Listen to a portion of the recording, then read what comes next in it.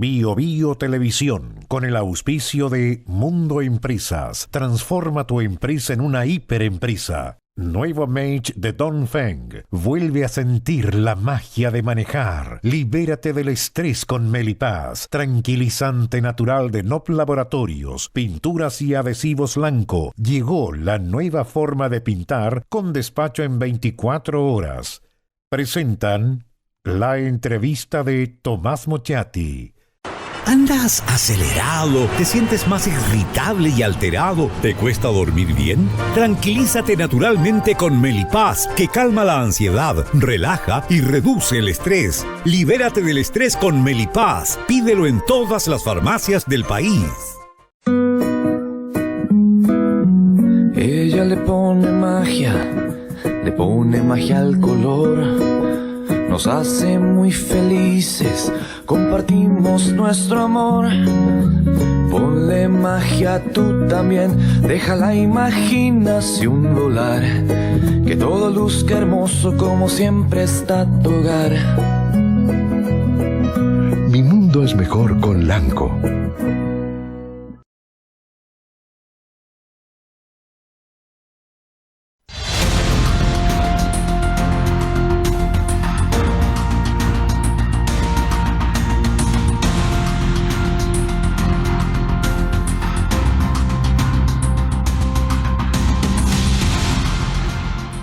Vamos a hablar de desinformación, de medios, de entornos digitales, de las fake news famosas, es decir, de las mentiras institucionalizadas o no tan institucionalizadas, del efecto que tienen en la política y en la sociedad, de cómo se pueden combatir, si es que se pueden combatir, algunos tienen dudas. Eugenia Milchestein es cientista política, es argentina, cientista política, doctorada en Tecnología y Sociedad de la Universidad de Northwestern, es profesora de la Universidad de San Andrés, está con nosotros y es especialista en estos temas. Muchas gracias por estar por acá. Muchas gracias por la invitación.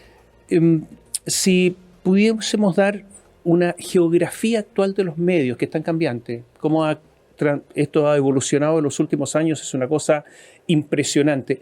¿Qué podríamos decir? ¿Cuál es la geografía de los medios en estos instantes? Bueno, es una geografía muy polarizada. Antes había pocos canales de televisión, pocas radios, pocos diarios, y ahora hay múltiples espacios de información, de difusión de información. Entonces antes las personas tenían que consumir lo que había. Cuando yo era chica había 4 canales de televisión y ahora cada uno puede elegir qué consume y cada vez más esperamos que los medios a los que accedemos coincidan con nosotros y nos ofendemos si no coinciden con nosotros. O sea, esperamos que nos digan lo que nosotros creemos. Sí. Esto siempre existió, se llama exposición selectiva, ¿no? La idea de apagar la televisión enojado. Yo he visto a mi padre hacer eso, incluso cuando había 4 canales de televisión. Pero ahora tenemos tantas opciones que ya no hay que apagar la televisión. Es solamente cambiar de canal o entrar a otra cuenta de Instagram o ir a un streaming que me dice lo que yo ya pienso. Pero siempre existió. A ver, una de las pretensiones de medios, a mi juicio equivocada, pero que existió fue segmentemos los medios masivos, segmentémoslos para que disparemos a determinados, llamaban ellos, grupos objetivos. Entonces, eso siempre fue una pretensión que ahora se logró. Sí, ahora es mucho más fácil de lograr porque hay mucha más disposición de canales y tenemos mucha más información sobre el público. Yo trabajé de productor de televisión 4 años, entre el 2000 y el 2004. Y nosotros sabíamos cómo le había ido al programa al día siguiente. El rating nos llegaba al día siguiente por fax. Ya existía internet, pero el rating igual llegaba por fax. Ahora los canales de televisión saben en vivo, en directo, minuto a minuto, cómo les está yendo el rating, quién los está mirando, cuándo los están mirando. Lo mismo los diarios. ¿Qué información tenía un secretario de redacción sobre cuántos diarios estaban vendiendo al día siguiente? Y tampoco sabía qué leían. Ahora uno entra a cualquier medio, no sé, El Mercurio o La Nación, y lo primero que ves es cuál es la nota más leída, cuál es la más compartida. Y entonces esa información en tiempo real hace que sea mucho más fácil segmentar y llegar a esos públicos objetivos. Y en televisión ocurre lo siguiente, están en línea, están mirando que lo que está sucediendo, empieza a bajar la audiencia, corten, se acabó la entrevista, tenemos que pasar a otra cosa. O si no, sigan, porque la audiencia está subiendo y sigue preguntando, aunque ya no sepas qué preguntar, ¿no? Aunque ya no haya tema, como la idea de que hay que seguir la entrevista y hay que seguir, y eso hace muy difícil también hacer un programa organizado. Aunque vos tengas una rutina, una escaleta de cómo crees que sea el programa, si un tema funciona, vas a seguir con ese tema y vas a inventar cosas. Y vas permanentemente a estar insistiendo más en lo mismo porque esto da rating. Sí, porque esto da rating. Y hace un tiempo hice una entrevista con un secretario de redacción de un medio online y me dijo, bueno, los muertos siempre venden, así que siempre hay que tener unos muertos en el título. En Chile, algunos canales de televisión en la mañana hacen una cosa muy rara, lo cuento. Empiezan a cubrir simples revisiones de la policía de los documentos de los automovilistas, los paran, y si usted tiene el permiso para transitar, en fin. Y empiezan algunos que dan cualquier explicación y esto es una especie de show diario en la mañana, una cosa, creo yo, un poco estúpida, pero es un show barato porque lo están haciendo otros, gratis, y parece que la gente se deleita con ver esta discusión del señor que da explicaciones de por qué anda sin sus documentos. Algo así, ¿no? Sí. Tonto, pero con rating. Y barato. Barato. Y barato. Y también con que la gente se pueda sentir identificada. ¿Quién no lo paró la policía en el auto? ¿Quién no buscó el registro, la patente, el seguro, etcétera?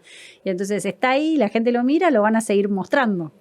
Morirán algunos medios, o sea, de aquí a 5 años, ¿vamos a tener que emitir certificados de defunción? Los especialistas estamos prediciendo el final de los diarios impresos hace 20 años, desde que yo empecé todos estos temas. Y los diarios impresos siguen ahí. Algunos. Algunos. Así que sí, yo creo que van a morir medios y se van a crear medios nuevos en los próximos 5 años. Es algo que ya está pasando. Antes, para, no sé, montar un canal de televisión, necesitabas una licencia, una antena, equipos carísimos. Y ahora cada vez más hay gente que hace todo un día de programación por YouTube, con una camarita, 2 micrófonos, desde el link de su casa, después tal vez se van a un estudio. En Argentina está pasando mucho eso. Entonces es mucho más barato crear un medio y también es más barato liquidarlo, ¿no? Si no anda. ¿Pero van a desaparecer medios grandes?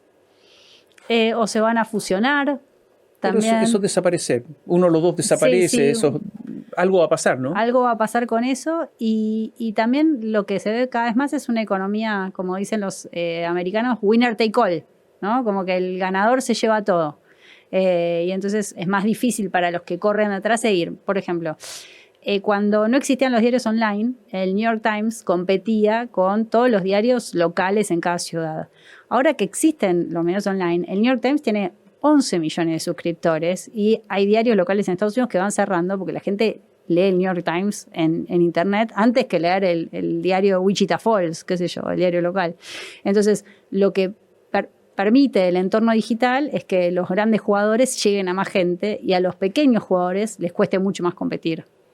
La inversión publicitaria se está yendo a medios digitales en todos los países, es algo impresionante, y los medios digitales en realidad es Google y sus amigos, o sea, Facebook, Instagram, etcétera, YouTube. Sí. Se están quedando sin financiamiento. ¿Existe el peligro de que estos medios, digo el peligro porque ya está pasando, pero que sea aún más masivo, que estos medios sean mantenidos por grandes empresarios, no para hacer negocio, sino para mantener poder? Sí, muchas veces se habla de un triopolio, ¿no? Google, Meta y Amazon como los principales anunciantes o las principales personas que reciben pauta, y entonces eso hace más factible que estos grandes empresarios compren medios. Por ejemplo, Jeff Bezos, que compró el Washington Post, o Elon Musk, que compró X. No están esperando hacer plata con esos medios. En todo caso, es secundario hacer plata con esos medios. Lo que están esperando es tener un lugar donde dar sus opiniones, expresar lo que piensan, afectar la línea editorial. Entonces sí, se ve cada vez más esto. Y además es más barato de mantener. Los medios son más baratos de mantener. ¿Pero qué libertad hay ahí? ¿Hay alguna libertad? Bueno, la libertad de tener un capital y poder hacer lo que quieran con su capital. Después, al mismo tiempo, hay personas que pueden competir creando su propio stream desde su casa o desde su garage, con menos llegada, tal vez, con menos llegada. Pero no es que antes la estructura de los medios estuviera abierta a todo el mundo. Antes, cuando había muy pocos canales de televisión, si alguien tenía una idea para un programa, tenía que ir a hablar con el gerente de programación, convencerlo de que era lo correcto, que alguien invirtiera dinero. Entonces, lo que está cambiando en todo caso son quiénes están en esas barreras de entrada, quiénes son los gatekeepers. Ya, pero Elon Musk es dueño de X. ¿Algún periodista que trabaje en X va a poder hablar contra Musk? No. Si alguien en X habla contra Musk, lo pueden censurar. Es un poder gigantesco, ¿no? Es un poder gigantesco. También es un poder gigantesco el que tenía un gerente de programación hace 25 años en un canal de televisión. O sea que en eso no veo distinto que haya personas que tienen mucho poder. Lo que cambió son quiénes son esas personas. Da la impresión que los medios periodísticos, que son de alto costo, están siendo todos comprados por empresas. Que ya están quedando pocos medios periodísticos en sí. Puramente periodísticos. Así es. En general no dan las cuentas para tener un medio que sea puramente periodístico. Con excepciones, por ejemplo, el New York Times, o sea, que es el diario que más suscriptores tiene en el mundo directamente. Así que tiene sentido que lo vayan comprando empresarios. Pero si pensás en cómo surgieron los diarios a fines del siglo XIX o incluso antes como medios partidarios, tal vez estemos volviendo a eso, a medios que más que buscar la objetividad, que es un invento de fines del siglo XIX, principios del siglo XX, para tratar de llegar a la mayor cantidad de público posible, a medios que sirven a determinadas ideas de determinadas personas que tienen fondos para sostener esa estructura. Siempre ha sido una utopía, eso porque siempre se dijo, bueno, pero los medios tienen que ser democráticos, todo el mundo ojalá pueda expresarse en el medio. Bueno, pero ahora cada uno puede expresarse con el teléfono y es un transmisor o en forma tan barata instalando una cámara en la casa. ¿Se democratizó el mundo de los medios? Se democratizó la producción y la difusión de información, no necesariamente la llegada, ¿no? Todo el mundo tiene derecho a decir lo que quiera, transmitirlo desde su casa, su auto. Lo que no tenemos derecho todos y que sería muy difícil lograr es ser escuchados por igual. Entonces, la dificultad para mí es construir una audiencia. Y hay personas que están más capacitadas o tienen más condiciones estructurales para construir esa audiencia y gente que no. Y me parece entonces que la producción de información se democratizó, la llegada al gran público no. Pero es un problema de talento. Y también cierto de talento, recursos. ciertas condiciones, ciertos recursos, un poco de todo, ¿no? Sí.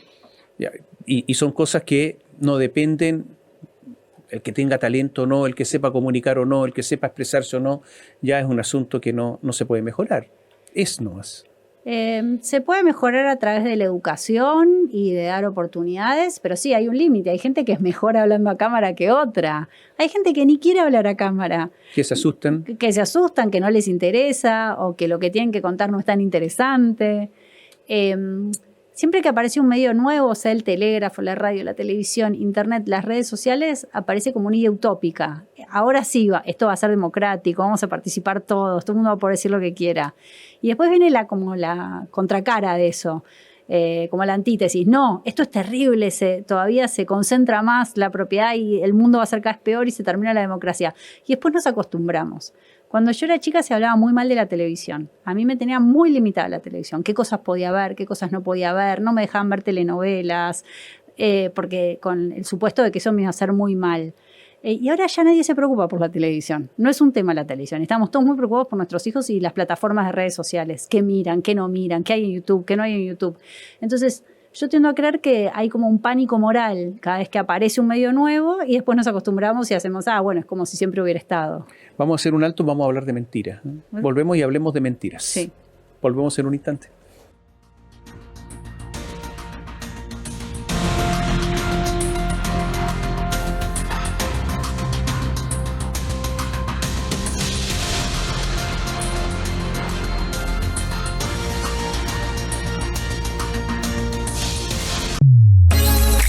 De lunes a viernes pasada las 10, continúa tu mañana con el Expreso BioBio. Actualidad, datos, espectáculos, muchos temas de interés y la participación de ustedes en un solo lugar.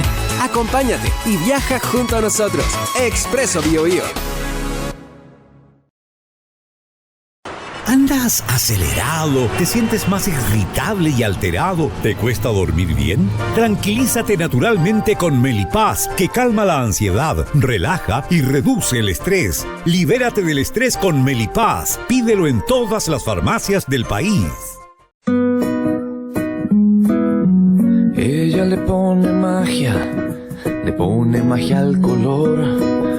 nos hace muy felices, compartimos nuestro amor. Ponle magia tú también, deja la imaginación volar, que todo luzca hermoso como siempre está tu hogar. Mi mundo es mejor con Lanco.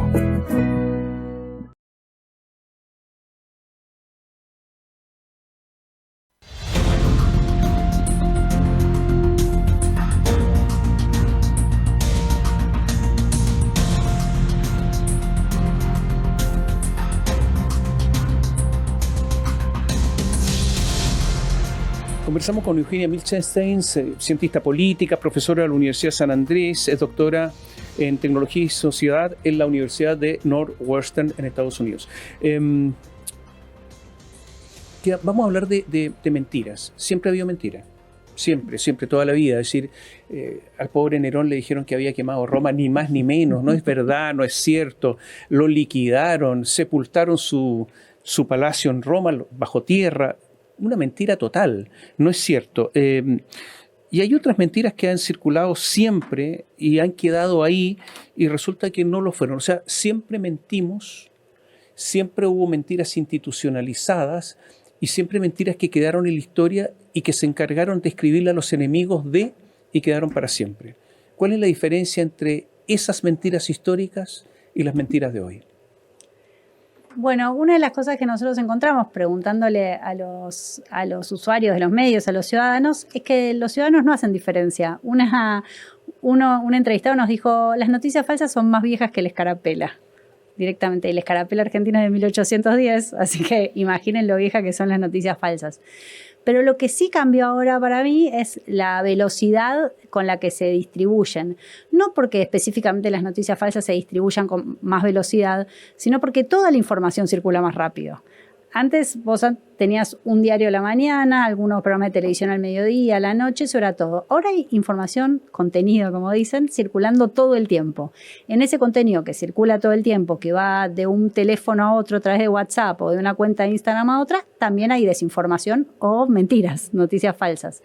Pero creo que uno de los problemas que tiene el estudio de la desinformación o los esfuerzos de contener la desinformación es suponer que son algo nuevo, que nunca existió. Porque además le dicen a la gente, no creas lo que te llega por las redes sociales, tenés que creer en los medios. Y la gente dice, ¿en los medios? Pero si me están mintiendo desde hace años. ¿Esa es la solución? ¿Creer en los medios? Y entonces me parece que esa manera de intentar corregirlos defendiendo una supuesta autoridad en la que nadie cree, termina chocando con la realidad vivida por los ciudadanos, por lo menos de América Latina. ¿Cómo es posible que haya mentirosos profesionales? Porque alguien se puede equivocar, le dijo Juan González, en realidad se llama Juan Pérez, pues cometió el error, puede ser. Eso a veces ni siquiera es mentira, es un lapsus linguae. Pero están los mentirosos profesionales, señores que hacen una producción para mentir, un trabajo para mentir y lo hacen permanentemente. ¿Qué es eso? Bueno, están obedeciendo intereses propios o de otros. En la Argentina hay muchos entrevistados para el libro nos dieron esta explicación. Del 76 al 83 una dictadura y los medios mentían todo el tiempo. Y entonces mentían algunos para salvar el pellejo, otros porque les caía bien la dictadura, otros porque no tenían opción. Y entonces yo creo que hay que pensar las mentiras en ese contexto. Alguien que quiere lograr un objetivo, puede ser propio o puede ser de otro, y dice, bueno, el fin justifica los medios. Los partidos políticos, cuando hay campaña, hoy día se pusieron modernos los partidos políticos, entonces usan las redes sociales, tienen un ejército de jóvenes que les ayudan a hacer este tipo de cosas y mienten muchos de ellos. En el intento de atacar a otros, medias verdades, pequeñas cosas, sacan una declaración de contexto. Y digo todos, no, aquí no se salva nadie. ¿Qué es eso? Sí, al mismo tiempo me intriga pensar qué partido político alguna vez no mintió, que en qué campaña se dijo siempre la verdad. No estoy diciendo solo en general, digo en el mundo. Muchas veces los políticos prometen cosas que saben que es imposible lograr. Lo tengo anotado acá como pregunta. ¿Eso también es una fake news? No Claro. es fake news porque no es una noticia falsa, porque es una promesa falsa. Sí. pero se va a convertir en una noticia falsa al final, ¿no? Claro, y eso también baja la credibilidad de los políticos. No es que la gente no cree en los medios, la gente no cree en las instituciones en general, tampoco cree en el Congreso, no cree en los jueces. Estoy hablando de Argentina, no de Chile. No cree en el presidente, no cree en la policía, no cree en la justicia, no cree en los sindicatos, no cree en los partidos políticos. Los medios de comunicación caen en esa volteada, o sea, no es que son distintos a eso. Y no creen, en el caso específico de Argentina, porque les mintieron durante mucho tiempo, y entonces lo práctico es no creer. En todo caso, si te dicen la verdad te sorprendes, pero no te puedes sorprender de que te mientan. Y porque además tuvieron una performance muy mala. O sea, en Argentina de 1980 a 2020 hubo 215% de inflación anual promedio. Promedio. De 1980 a 2020. Hubo 6 golpes militares de 1930 a 1966. Hubo 5 defaults de la deuda soberana. O sea que, ¿por qué confiarían en instituciones con ese track record? ¿Y los medios? Los medios no crearon el default, los medios no crearon la inflación. ¿Qué pasó con los medios? Muchas veces no reportaron las condiciones en las que se estaba pasando, o decían que estaba todo bien y no estaba todo bien. Y entonces se alinearon con orientaciones políticas porque estaban de acuerdo o porque les parecía que era mejor para el país. No estoy jugando motivaciones. Entonces los entrevistados nos decían que los medios son veletas, ¿viste? Lo que pones arriba de las casas para ver para dónde va el viento y se acomodan a donde sopla el viento. O que son panqueques, que se dan vueltas según... Y estas expresiones que son muy del habla cotidiana en la Argentina, lo que hacen es reflejar que no pueden confiar en los medios porque cambian de opinión. ¿Y cómo se combate todo esto? ¿O no tiene solución? Hay cosas que no tienen solución. ¿Tiene solución? Yo creo que tiene una solución a largo plazo, que es mejorar la performance institucional de las instituciones de gobierno, de los medios, etc. Es una solución a muy largo plazo y que requiere de la buena voluntad y el trabajo de un montón de gente. Pero estas son cosas imposibles. Ese remedio no existe. Pongo un ejemplo que está relacionado con los medios y las mentiras, ¿no? Los voceros de gobierno. ¿Uno contrataría como vocero de gobierno una persona que siempre va a decir la verdad como requisito? Sería un suicidio. Naturalmente. Entonces, si los gobiernos, todos, tienen un vocero que va a mentir todos los días, que dice que eso no fue así, que fue una mala interpretación, que cualquier cosa, bueno, los medios van a repetir eso. Sí, los medios van a repetir eso. De todas maneras, a mí algo que me parece interesante es que la mayor parte de las campañas de como alfabetización mediática o de chequeo de datos, que eso también se puso de moda, suponen que la gente no sabe o que se cree cualquier cosa. Y a mí me parece que una de las cosas sobre las que tenemos que construir es todo lo que la gente ya sabe, todo lo que desconfía. En lugar de decirle a las personas, yo te voy a enseñar qué es cierto y qué es falso, qué es verdadero y qué es falso, decirle, mira, yo sé que sos una persona muy inteligente, que vivís en este país hace mucho tiempo y podés reconocer, así que quiero construir sobre eso, en lugar de decirte en quién tenés que confiar. Porque muchas veces se toma una actitud como paternalista, como, bueno, acá vengo yo que soy el chequeador de datos a decirte qué es cierto y qué es falso. Y eso también genera desconfianza. Ya, pero no hay mejor manera de saber si algo es eso o no es chequeando los datos, ¿no? Si ya se desconfía del chequeo de datos, no queda nada. Sí, bueno, pero en Argentina mucha gente desconfía del chequeo de datos también. O sea, porque desconfían de las noticias falsas y también desconfían de los intentos de corregirlas. Entonces no hay solución.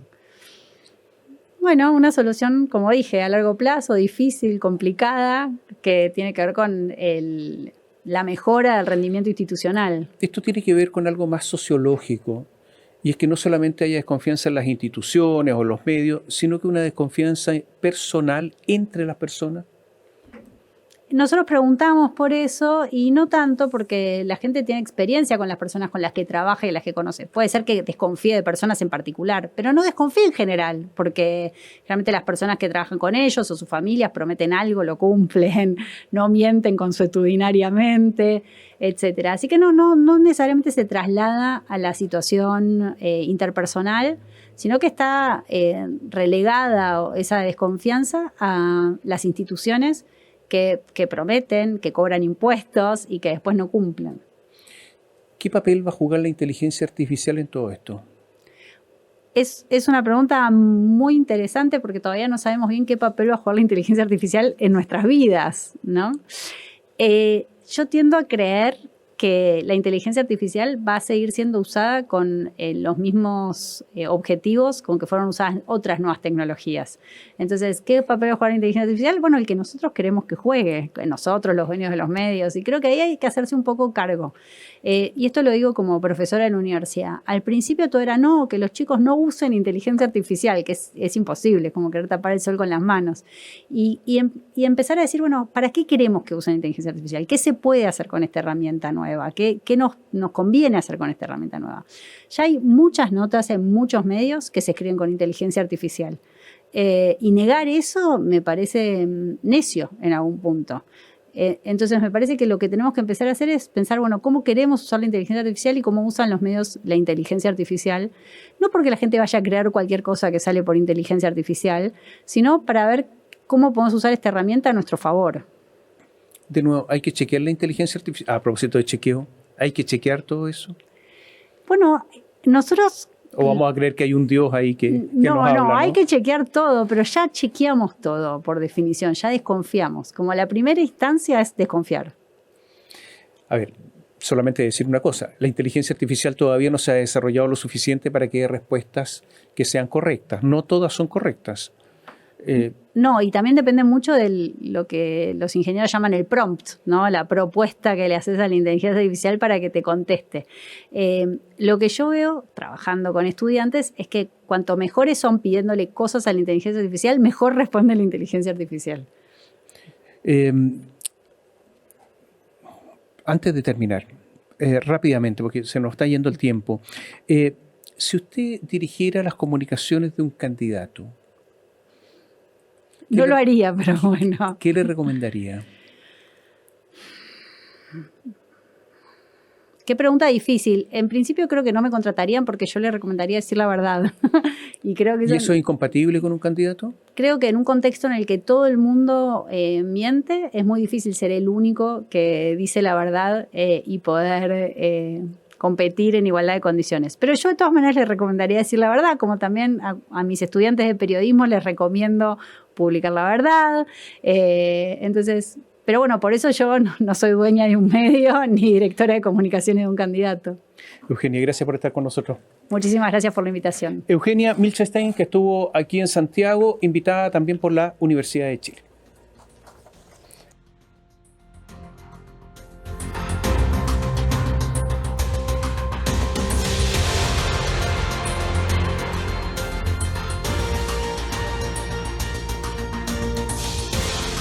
Bio Bio Televisión, con el auspicio de Mundo Empresas. Transforma tu empresa en una hiperempresa. Nuevo Mage de Dongfeng. Vuelve a sentir la magia de manejar. Libérate del estrés con Melipaz. Tranquilizante natural de Nop Laboratorios. Pinturas y adhesivos Lanco. Llegó la nueva forma de pintar con despacho en 24 horas. Presentaron la entrevista de Tomás Mochiati. ¿Andas acelerado? ¿Te sientes más irritable y alterado? ¿Te cuesta dormir bien? Tranquilízate naturalmente con Melipaz, que calma la ansiedad, relaja y reduce el estrés. Libérate del estrés con Melipaz. Pídelo en todas las farmacias del país. Ella le pone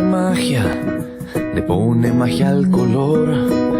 Nos hace muy felices, compartimos nuestro amor. Ponle magia tú también, deja la imaginación volar. Que todo luzca hermoso como siempre está tu hogar. Mi mundo es mejor con Lanco.